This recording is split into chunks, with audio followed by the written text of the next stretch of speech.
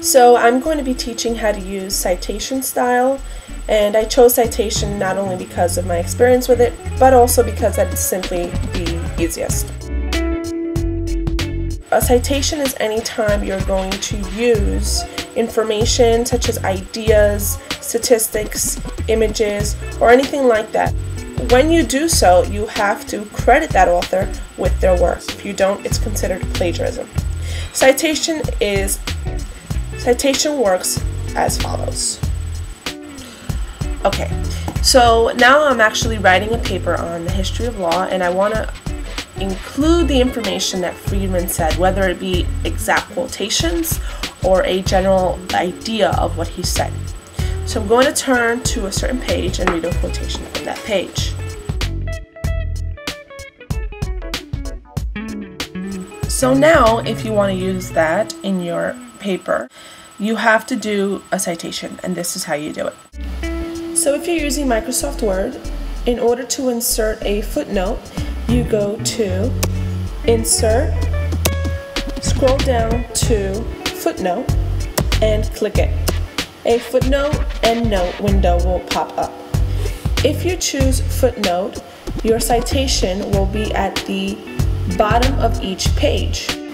If you choose endnote, it'll be at the end of your document, so none of your citations will be seen until the reader is done with your paper.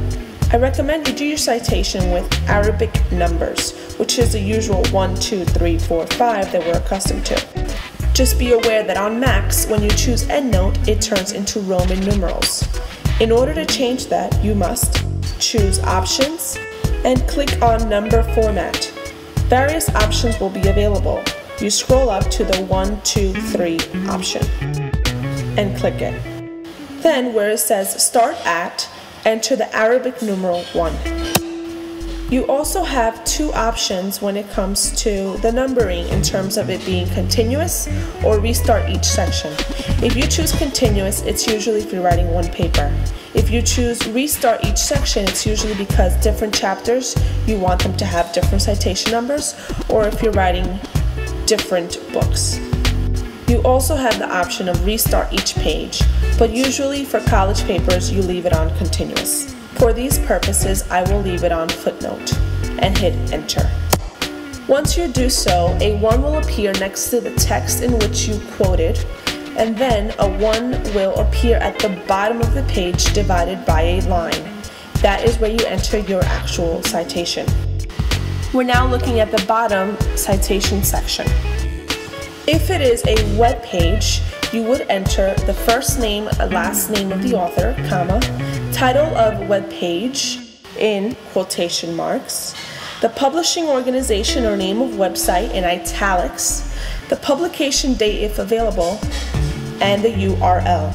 If a publication date is not available, you can simply enter N.D. for no date. This is for website citations because it is so commonly used. I figured I'd show an example here.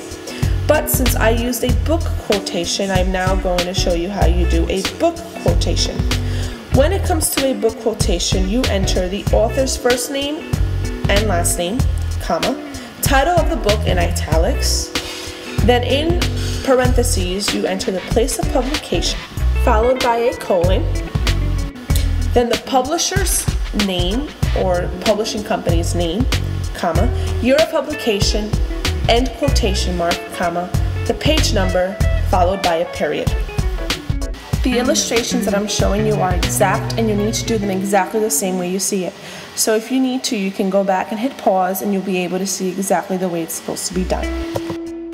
This is what the citation will look like for the book I used for this example.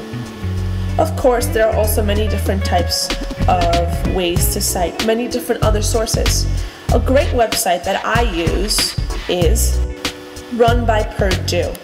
Although I have no affiliation to them, I have found it very useful throughout my college career. This is the URL. Good luck!